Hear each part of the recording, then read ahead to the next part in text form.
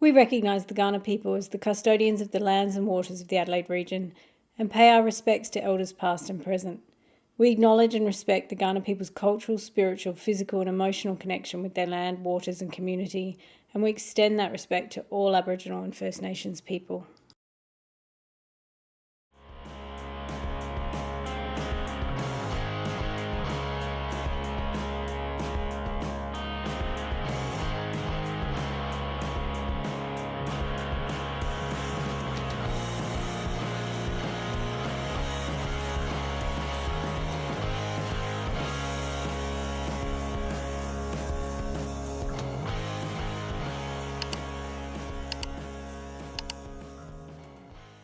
I was going to do it with an accent, and it's gone. I can't bring myself to do You it. can practice it. Welcome back to Amy and. Yeah, do that. Take two. Go. Welcome back to Amy and. It's takeover month. Amy's going on holiday. Yeah, Amy is abandoning us, is what we're calling it, Yeah. for a while, and so we're taking over this month. That being said, Amy is here. Amy is we're recording this before in advance. The thing that makes it a takeover month is that Amy is so incredible and so accomplished and simply hates to talk about it. So we are going to force her to talk about her own books. Yeah, Hey. exactly. Which always makes it very uncomfortable. Yeah. Yeah. Yeah. So this will be a good It's a episode. shame I'm not expected to do it for a living or anything. Yeah.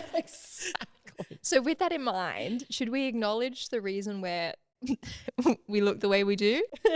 For those No, who that's are not. let's just It's sci-fi month. This is how we dress on Thursday. we all just happen to wear a hat Sci-fi today. month. It's embarrassing. One There of are us has to space change. cowboys. There are space There are cowboys. space cowboys. That dreadful movie with Yeah. Harrison Ford.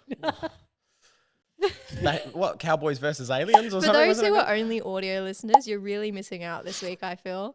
But if you are an audio listener, we're all wearing cowboy hats because Oh, it's cowboy month. No, it's Western month. It's Western month. Where Because- specifically, well, yes, because we are looking at the McBrides, which is Amy's. Well, now it's a proper series, isn't it? There's three books. There's mate. 3 Series, books now. right? Yeah. Our book of the month is the latest of the McBrides. Yeah, Brides. 7 Brides for Beau McBride just came out this month.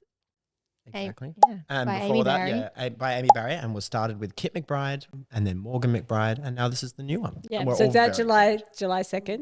July 2nd. And then if you're in the US, guys, I know everyone's been DMing me like, when are we getting it? It's going to be spring 2026 in the US. Oh, losers. Which is, I have to confess, backwards from how it normally goes. Normally Yeah, it's I was US, gonna say, then yeah, US. no, it's got books Australia well never ahead of gets us. it first. Yeah, now you've got it first. Wow. Very fair. But we all love the McBride series, and I have been waiting for this book for how long's it been? But this 4 isn't- years. It's been like a Beau tragic forever. But this isn't the book club episode. No, You have to this is tune in not. live. And it's not the interview episode either. No. No. We No. will be interviewing. We've got a really great interview lined up with Amy Barry. It's going to be so Don't exciting. know how that's So good. Yeah. Look, She's very We- charismatic. we hate to say it, but Amy Matthews has connections. Yeah. I feel like Amy was like, you guys are taking over, so you run this episode, and it's already off. the And it's rails. already I know, I off the rails. so want to pull it back. Yeah, you got to lasso She's the us. glue, Amy. the podcast glue. But Yeah. as our intro for the takeover, we're talking. We've got a specific topic in mind. Don't worry. We're talking about heroes and heroines today, particularly heroes and heroines in The Western genre. the I Western imagine. genre. I can imagine. Is Yeah. that what you just said?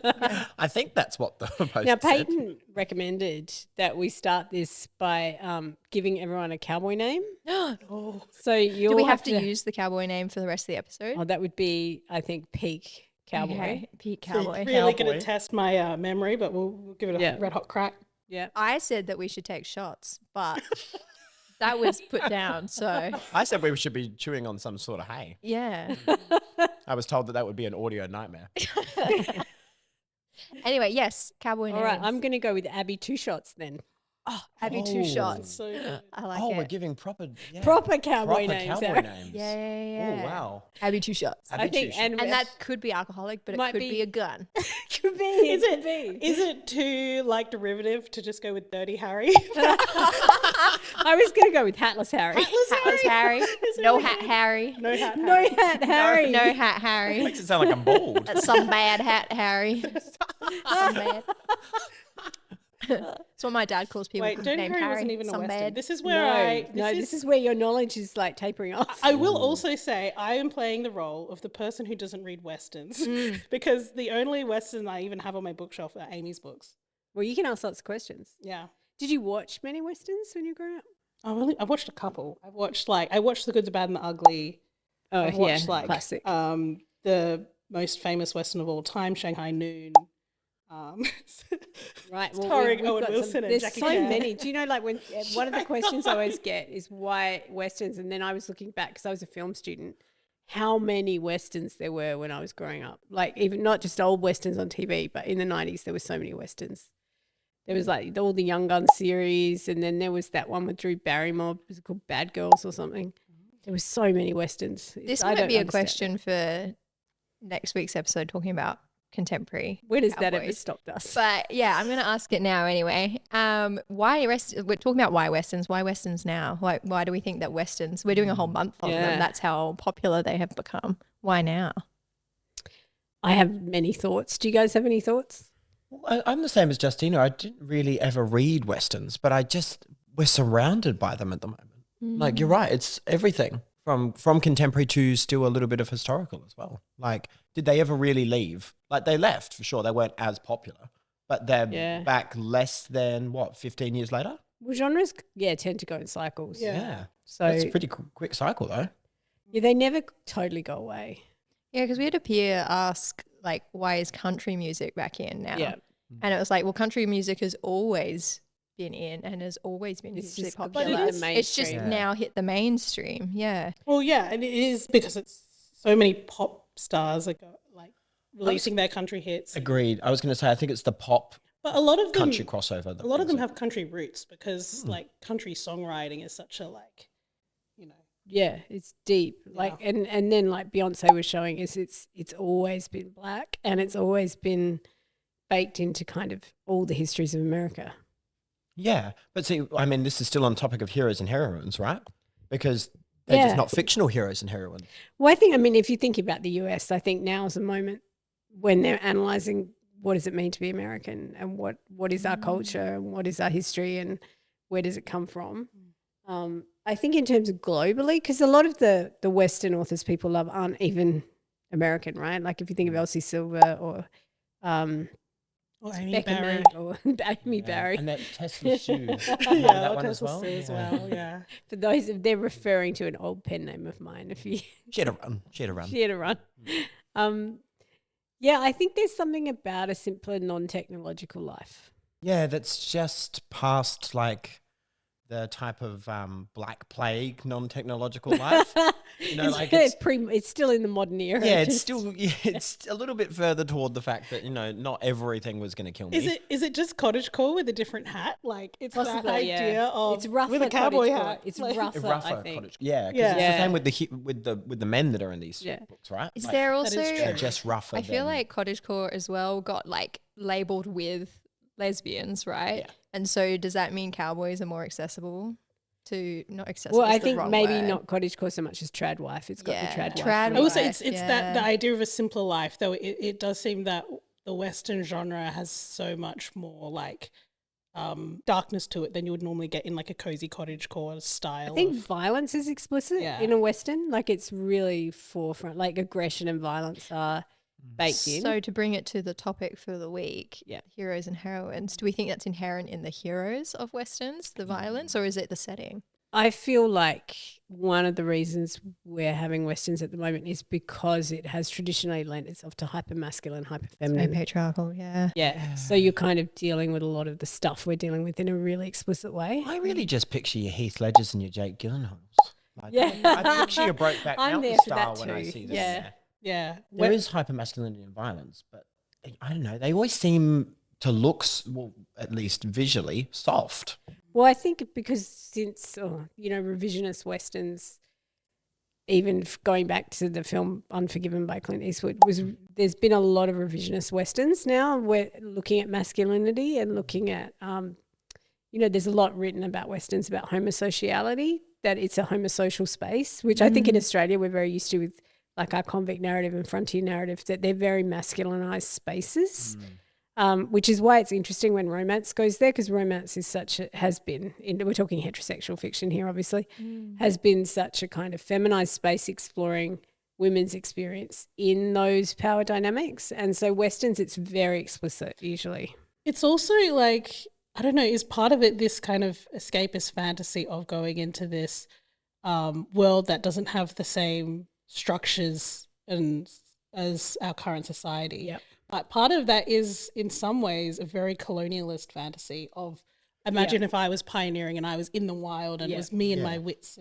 And the fiction's very different from the history, right? Because in history, what happens in homosocial environments is a lot of homosexuality. Yes.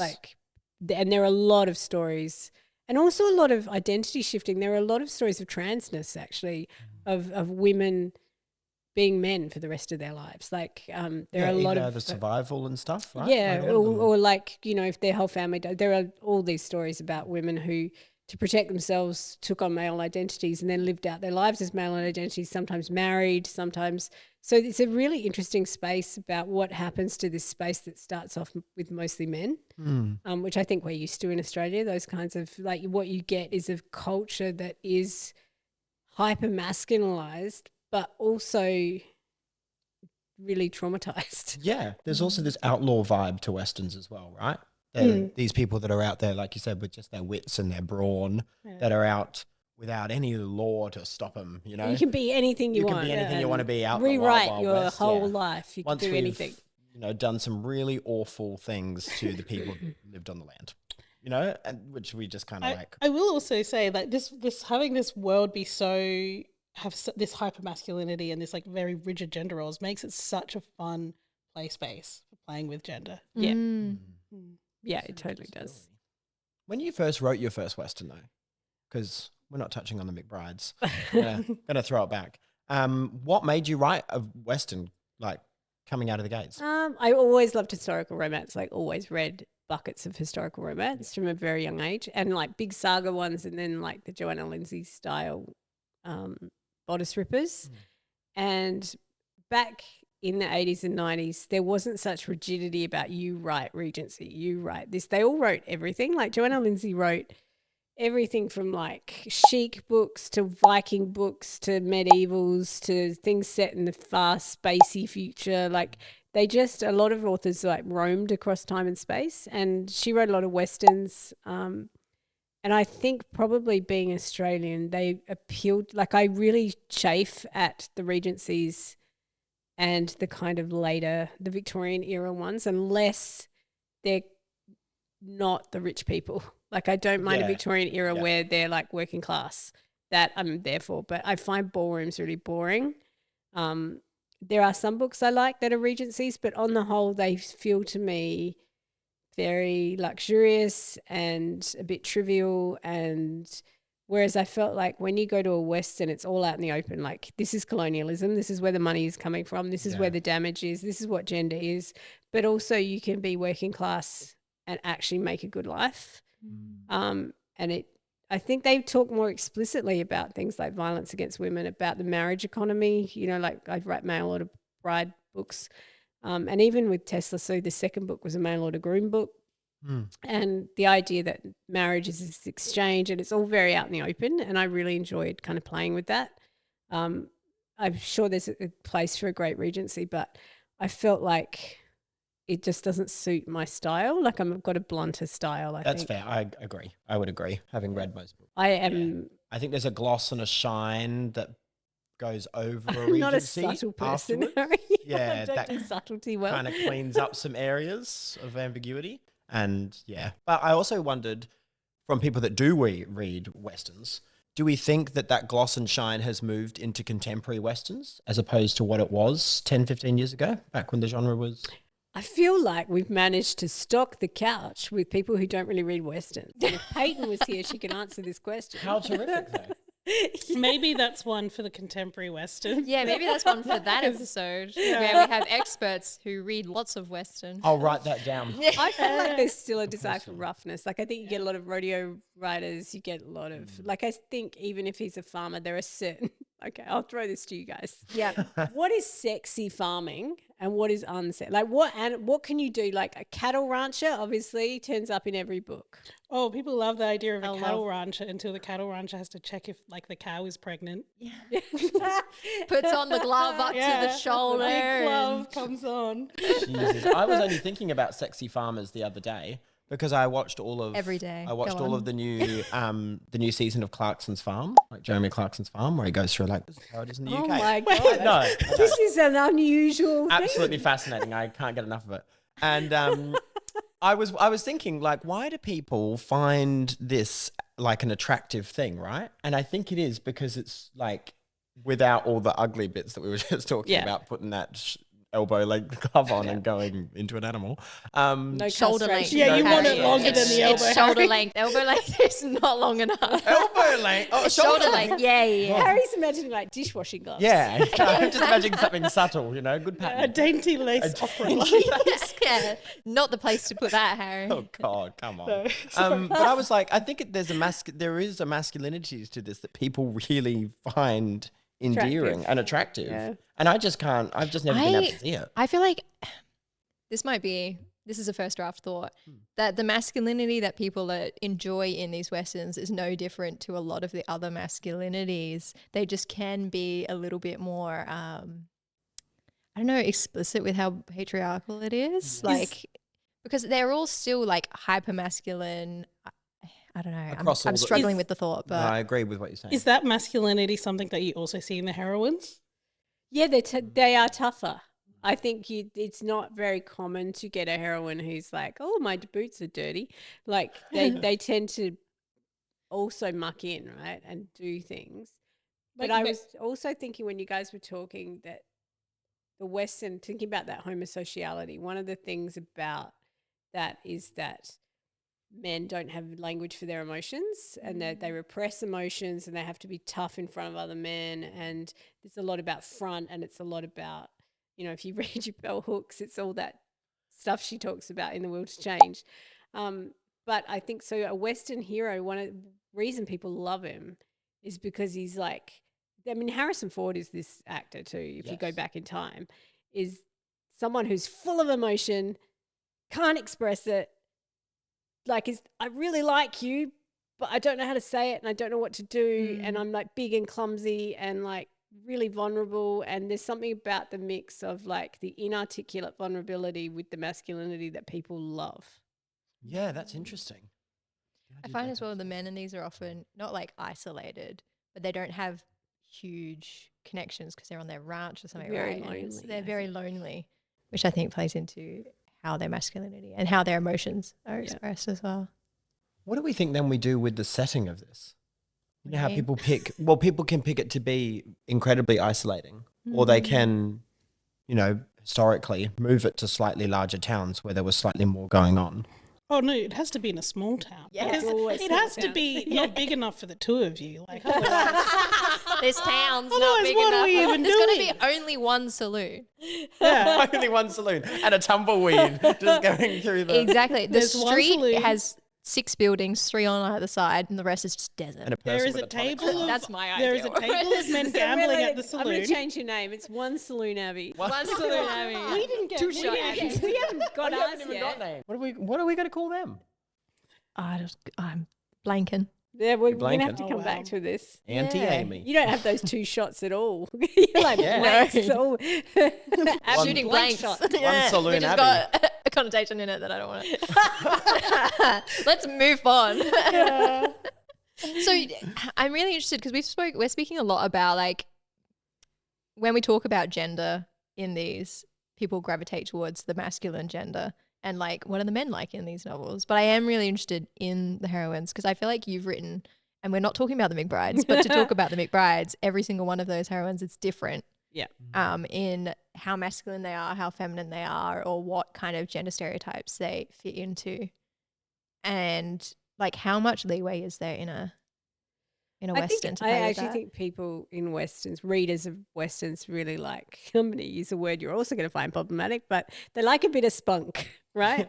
They have to be women who have sass, right? Who have backbone, I mean, Maddie in the first McBride book is probably the least of those. She's probably the gentlest, sweetest one. Is part of that the escapist fantasy of like, yes, you're imagining this really patriarchal world, but you don't want to see a heroine just be constantly downtrodden. Yeah, well, I've said this a few times in other interviews about when I'm interviewed, but I think of Anne of Green Gables as like a feminized Western. It's a domestic Western because you're looking at a similar time period, and this was the experience for women on the frontier, right? Is like building township and community and trying to replace the kind of civilization, putting that in scare quotes if you're listening. So I've often thought about how you start to collide the kind of feminized Western with the traditional Western that we're used to seeing. And I think, so much of that is about what kind of heroine have you got. And then, as you said, Abby, I think a lot of Westerns show a range of femininities and maybe less range of masculinities. Yeah, I really feel like, and I don't know if it's I would argue it's not a range of masculinities. I find they're all very stereotyped. Yeah, they are. Yeah, especially when you go like outside of romance, for example, and you just look at your stereotypical, like I really like Lonesome Dove, but that's like very stereotypical to me of what people imagine a cowboy is. Yeah, because and Larry I feel like they're McMurtry very is samey. very obsessed with the damage that does to men, I think. Yeah. Like Gus and Call in Lonesome Dove, like Call is just so damaged. Like he's unable to even know his own emotions. Do you think we want those spunky, like feminine heroines, because of how rough we believe the West would have been, and because that's what needs to come up against the patriarchy? Or do you think it's because the West is the idea of the West is this really weird place where like a shit ton of cultures all came together to what they were calling like the New World? Yeah. And so you do have a whole range of femininity just because most people pick a very different person from a very different place and time. I think in actual fact, if you think about actual settler colonies, the kind of people who did it, like you've got no room to be a girl. That's so fair. Like it's work. I was thinking that our contemporary understanding of what femininity is would be different, but also our contemporary understanding of what femininity in that time and place is different probably to what they thought of it as. Yeah. Because femininity probably didn't, like, maybe it doesn't necessarily mean like, oh, I don't want to get my hands dirty, I don't want to work. Again, this is a very sexist ideology of what femininity is. And also it's very classist, right? Yeah. Yeah. But like, maybe the thought will complete itself if I just keep talking. I know what you mean, though. No, I know what you mean, because I don't think they at all would have conceptualized femininity the way we are. And I think a lot of our idea of femininity in the West is coming from like 1950s American movies and TV shows. I just did an event last year for, got to remember which book, Marrying Off Morgan McBride, I think, in Sydney, where they did a showing of Calamity Jane. They did a film screening and I did a book talk and then we screened that. And it was really funny because I love that film, but what really irritates me at the end is that we see her all dressed up she's just gotten married and she just looks like Doris Day as we imagine Doris Day, like beautifully made up, beautiful big dress, like, and it's like, no, I want her at the beginning of the film. I really liked her at the beginning of the film when she's in her buckskins and she's rough as nails. She's funny, she's sassy, she's tough. I want that at the end of the book. So I am thinking about that when it comes to Junebug McBride, that I don't want to clean her up. Please don't. It reminds me of Elizabeth Swann in the Pirates of the Caribbean movies, is all I can think about. She gets all like rough and down and starts fighting, and then in the end, the final thing that you see is her like running over the hill in this great big ball gown. And I'm like, what the fuck happened to the swashbuckling pirate? Have I forgotten these movies? Doesn't she just become like the pirate emperor or whatever? Yeah, as I say, I don't think that's the final. Yeah, 2 movies later in movie 5. Oh God, they brought out. There's the going. issue. It was ends at going. 3. She returns back, and I was told that she's coming back, and I thought, what a great movie. And there she is, running over in a ball gown. Yeah, all because she's had a child as well, mind you. got I was all like, what a confused. destruction There's of only this 3 person's pirates individuality. movies. There's only 3. There is such There a really fine should have line been between only pirate and cowboy, but There is a fine Oh, line. yeah. I mean, they crossed it with cowboys and aliens. one's on land, I actually, one's on sea. God. Can you imagine They both want to be free. Can you imagine the accents that are going to come out during Pirate Month? When Pirate Month. Yeah. Anyway, Pirate but I Month. do think that's We do have to interesting. do Talk Like a Pirate Month. We really do. It's not even Pirate Month, it's just Talk Like a Pirate Month. We'll have different hats for Alright. sure. Yeah. But I was going to say that is that interesting connection of it's like the outlawness, the lawlessness, the like that pursuit of freedom and what freedom means. Yeah. And then it was, you're free to do whatever you want, but then most of them kind of just fell back into unless they were of a certain class and had come with enough, they kind of just fell back into. But I think that, they wanted, it wasn't that they wanted a completely different world. It's that they didn't, like if you're working class or you're an immigrant, you don't get to be that in New York or London. But you can go and create that on the frontier. Like we've seen that here, right? People just recreate it, but they put themselves at the top of the pile. So I think there's that as the small towns grow. And everyone loves it at the small town stage. And one of the things about Westerns too is that the books, like the dime novels, were being written as the West was settled. So what you would often see is cowboys, say in Texas, reading dime novels and then dressing like the characters in the books. So fiction has always been like at play with the Western where it's like a circular loop. That's so fascinating. That is so interesting. Yeah. Can you imagine that? Like if we started writing books now and then people started dressing like our characters and then it becomes like a I guess it worldwide trend. happens. Do they not? Yeah, I guess feel like so. they do. Yeah. Who does? What? We even do like big balls so that people can dress like their favorite fantasy characters. I've seen some of those balls and I wouldn't We're not call going to them get balls. into them because that's a whole, it could be a whole episode. So I have some thoughts. How funny. But wwhat's with the technicoloring then of it? Do you think it's that? It's fiction's Well, I don't think impact on it everyone as it happens? technicolors it. I think I technicolor it. I I think think it's pretty prominent though. I think it depends on maybe the genre because some of it, like if you look at Elsie Silver, and this is where we might talk to Peyton about this as well in the next episode.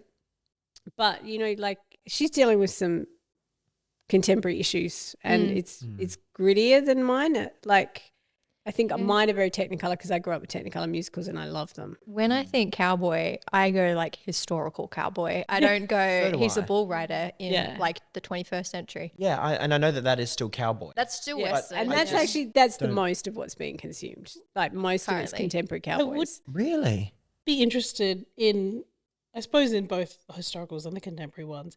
Is there like a lot of First Nations stories and First Nations Westerns? Because that's the thing I can't like wrap my head around, or I can wrap my head around it because it's true of many countries, is that this fantasy of making a life, of having this freedom is like predicated upon invasion, colonization, violence. and violence. Yeah. Exactly. Well, I think the Western has, like, and First Nations Americans, like American Indians, have always been visible in the Western, whereas in Australia, I think we've often erased Aboriginal people, but they were put into a certain role of like violent, right? Like violent aggressor, which is actually not what the history shows.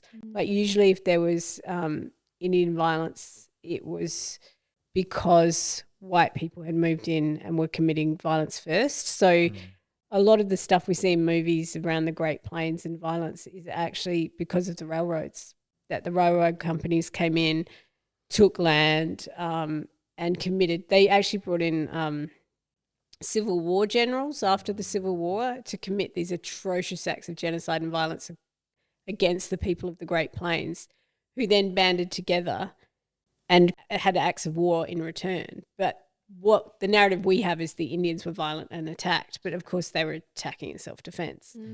So I think, the narratives we have are so colonial and whitewashed, but the violence has always been present in the Western. I think you see it both ways, and you actually if you think about historical romance, there were writers like Catherine Anderson writing Bodice Rippers, and she is part American Indian, and she would always feature First Nations characters. So I think it's been present and it's been as messed up as culture is messed up. But I think in a way the Western has more explicitly dealt with the colonial violence than Australian fiction. Yeah, I would say, even as somebody that hasn't read much of it, any media that I have consumed that is Western is pretty gruesome in regard to the history. Yeah, there's a lot of violence. A lot of heavy violence. Like, it's even back in like Stan and Netflix and stuff like that with shows. There's like a show with Helen Mirren in it, a show with Harrison Ford. That's from Yellowstone. That's one of the Yellowstone spin-offs. Spin-offs, yeah. But even Yellowstone, the contemporary one, you know, there are First Nations characters, and there's the casino, and there's this sense of like ongoing trauma of colonization. So I think it's always been more visible, and particularly, you know, post the 90s. I don't know if you guys are all too young. Did anyone see Dances with Wolves? Love Dances. That I was was about a to bring it up, huge and I thing. always think to myself, oh, is that appropriate? Is that really, really long one? Well, it depends. Don't watch the director's I cut. apologize. I apologize. Just don't watch the director's cut. It's not with Kiefer, is it? That's No, not this is what's his Kevin name? Costner. Kevin Costner. This is I one get of them those confused. movies that like my parents were like, sit down. It's amazing. And then I But don't recall any of it. ever watch the director's cut. Okay. Because no one ever should let Kevin Costner do a director's cut. They're too long. Like the original theatrical is perfect. Leave How it long at is that. the director's cut? Oh, it's so long. I I don't feel like that's the one you were made to watch. I think that's the one I've been made to watch as well. My controversial opinion is that there's a reason we get editors to cut films. Yeah, it's like It's not a books. controversial opinion. I feel like books. Every author should listen to their editor, because most books don't need to be as flabby as they are. Flabby. Well, it's the same with film. It's like, you let the director do an edit, and most of the time it's terrible. Donnie Darko is another one. Do not watch the director's cut. Really? I really think the original cut is Oh, the only one. original is great. We're so far off topic. Yeah, I made eye contact with Amy, and Amy was To like, bring it back to "Oh." Dances with Wolves, that's absolutely a terrific movie. And again, it deals with a lot of that, of the fucked up messiness of the Western time. Yeah, you've at least seen a turn towards recognising settler colonial violence. Yeah. But that's why I just can't find it as a romantic space. Well, but this I is this romanticize is it the in my tension. head. I'm like, big, wide open spaces and Oh, I thought you were talking about the man. no, the country. Big white man. No, I was going to say, but that tension of fantasizing in these spaces in a Yeah. romantic way Yeah. or in an escapist way, when they have complex, difficult histories, is true of everything. I It's a- agree. It's, Yes. it's true in regencies, definitely. Yep. Like, you know, we talked about it a little bit in Austen Month, that, you know, like these are heroes who are rich because of they're benefiting from colonialism and slavery.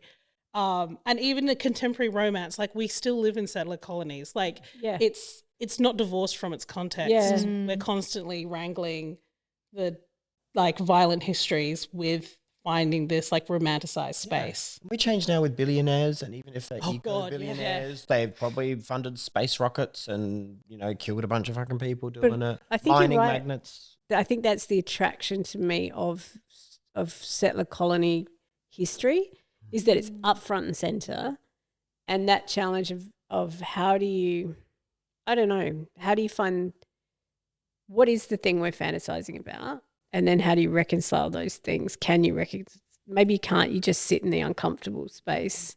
But then, Abby, you touched on something too that I think is worthy, which is the settings, which I think you've tried to bring up a couple of times. Oh, maybe, but only because I love the setting. Yeah, but I think people Abby has do. her swag ready. yeah, put me in a swag in the middle of nowhere and I'm good. Known people. I think I'd rather be in one of the factories. I think I talk about the setting because my novel, I have kind of said is often is a cowboy, but more like it's a fantasy setting. And so, but now talking about all this, I'm like, wow, I haven't even acknowledged kind of that inherently in Westerns there is that, you know, colonization. And layers of it. What history have I not, you Yeah. know, touched on just because I wanted a really huge desert? But you know, And that is one of the things about fantasy. Like we've talked about that several times on the show, like in Pride Month and in other months, about once you put something in a fantasy setting, it frees you from some of those things to enjoy some of the fantasy stuff without. Yeah, but should it?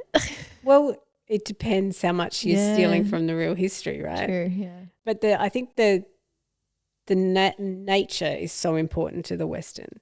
Like it's a bit like if in a regency you have the walks and you have to have the country house and the luxury and the rolling hills and the Greenland of England, right? Is so much. Or if you have a Highlander book, you've got to have the moors and the highlands. I feel like that's sometimes why I don't enjoy the contemporary ones as much for me, because they're often in a contemporary setting where they have these huge like millionaire ranches and stuff. Yeah. And I'm like, as I said earlier, like town with 6 buildings. Yeah. And like that's it. Or in my sense, one building. It's one saloon abbey. Yeah, one saloon abbey wants one saloon, 2 shots. And I've just got it. Justina can be chaps. Just the 2 of us, Justina. Just the 2 of us. This town is only big enough for just the 2 of us. Yeah. Oh, that's beautiful, actually. You two in this really hot, dusty, small town with one saloon. I feel like I'm describing Harry's nightmare. Yeah. Okay, right. We've heard of the only one bed trope. Now we have there's only one town trope. Yes, but I feel like it's never like the dustiness you're describing. It's always fertility. Like if you're in a dusty space, it's because there's a cattle station or there's bounty in the American West in a way that's not in Australian fiction. There are like shearer fictions where there is bounty, but often Australia is about harshness and droughts and like everything's going to go wrong. There'll be droughts and fires and it's because everyone makes our country sound so fucking awful. It's actually not true, right? We do have pastoral lands that are very bountiful and we're one of the richest countries on the planet. On the planet with some of the most I know, and I have never seen a snake in the wild. So I have seen them at Flinders at Bedford Park. Yes. There's a brown snake on the path down from my car park. And sometimes the sign is out like, saying, sometimes the sign is they're not as abundant, watch out like for a snake. mountain lion's not going to come and eat me. But like in America. Anyway, sidetrack. Yeah. Justina. I was going to bring up colonialism again. I mean, like, I'm not laughing at that colonialism. Well, no, the reason why so many Australian fictions of like those settler fictions are so focused on harshness is because of, but just the like condescension of white settlers to Indigenous people. Yeah. That they have no context for how to live in this land and to live with this land. Yeah. And they like were violent towards the people who did. That's 100% true, because I think when you asked about First Nations Americans, it's this idea that, you know, settlers turn up to the US, and I know there was starvation and stuff early on, but that they see the land as wealth and that there are already all these peoples here living well, do you know, and they romanticize the noble savage as this, like, you can come here and you can fish from the streams and you can like, there's like game, and whereas they came to Australia and they so devalued Indigenous knowledges. Also because their perspective of what nature is beautiful green England. I know, that's right. With the sheep kind of hopping along, looking quite happy. I asked you about sexy farming before. I noticed everyone skipped away from that. Sexy farming? Yeah, like dairy farming. Up to the shoulder. That's sexy. I'm not one. I hope there's lubrication.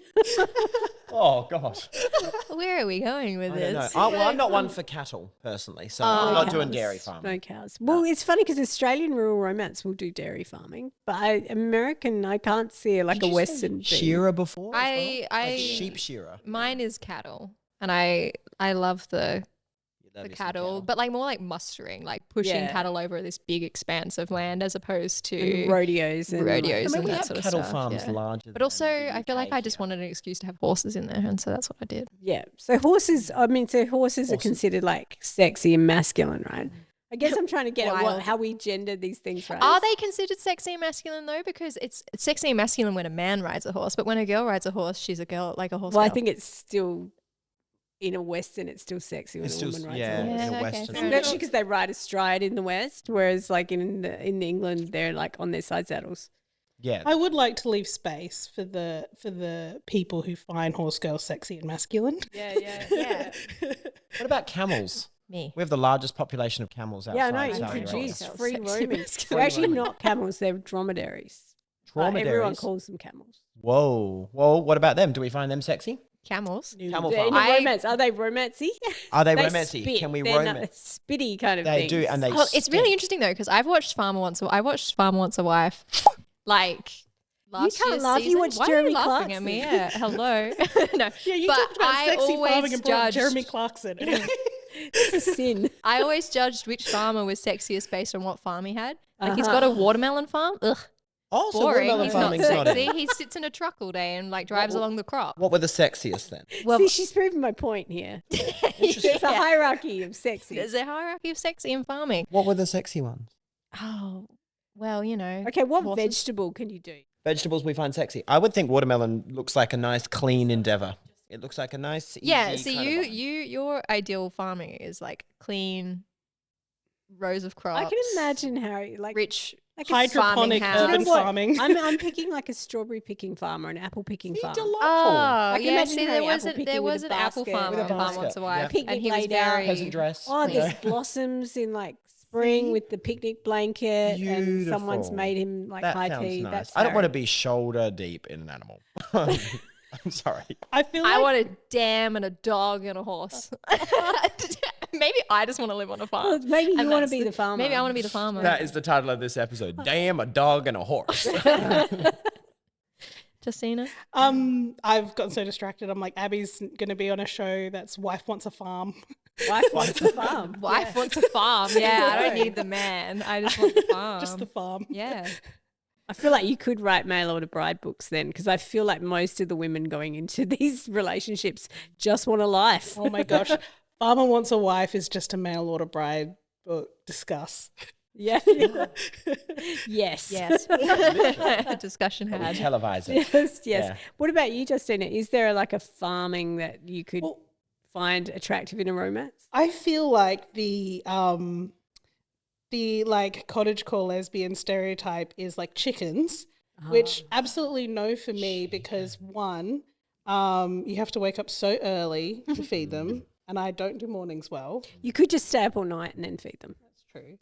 But the other one is that chickens are so vicious. I was about to They say, are. there's something about I don't like chickens their being feet. associated with cottagecore when like chickens Oh are my evil. gosh, they are brutal. They're will brutal. Geese are They will worse. just Also, you have to, like, when they know. get, like, stop laying and get pretty, you have to put them down and stuff. I couldn't do that. No, you just let them get Wait, old. what? And die You on have to their kill own. them if you don't. If you They want. stop all the other ones laying.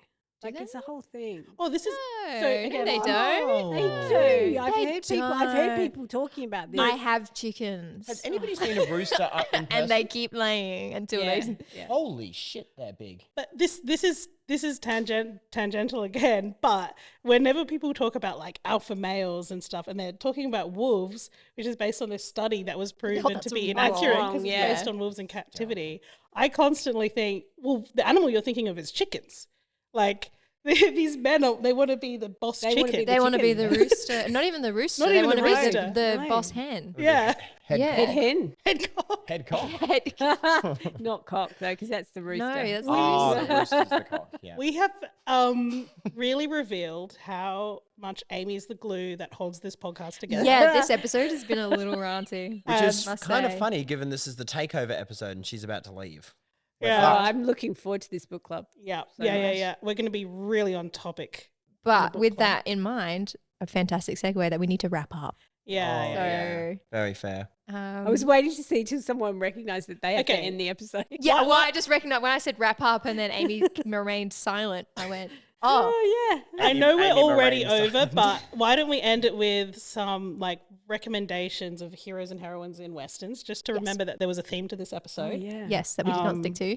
Yeah. Would you like to fire away first? Oh love yes, westerns. as someone who's got a really Really great tight grasp. breadth of Western knowledge. I'm gonna say, yeah, that's great. Anyway, Love that one. moving on. Well, I would challenge you to go back and rethink what you think of as a Western too. Oh, yeah. Like when you think of because a lot of what we're thinking of is very masculinized. But like I said, I think Anne of Green Gables is a frontier story. I was just about to say Anne of Green Gables would be my favorite Western because I really feel like we should have more Westerns that are like that because the masculinity for me is much more ideal. And I think, I mean, that masculinity is not wrong, right? Because you're talking about tight-knit, small-town groups where people have to look out for each other. And in a small town, there might be the doctor or there might be, you know, whatever. But I think those, I mean, maybe because it's Canada, they have a different range of masculinities that are admirable as well. Recommendations, Harry? Well, I have to pick my favourite that I've waited years for, point blank. Boy. Sorry, I'm picking Bo McBride. That's cheating. It is cheating, Yeah. but also What a I have sucker. waited. Yeah. I have done that. Yeah, what is Wasted. that? And then the book has finally come out. Yeah. Here is it? I must say it is a very, very, very, very good. We are out of control. Okay. All right. Yeah, I think we need a photo of Millie behind the camera right now.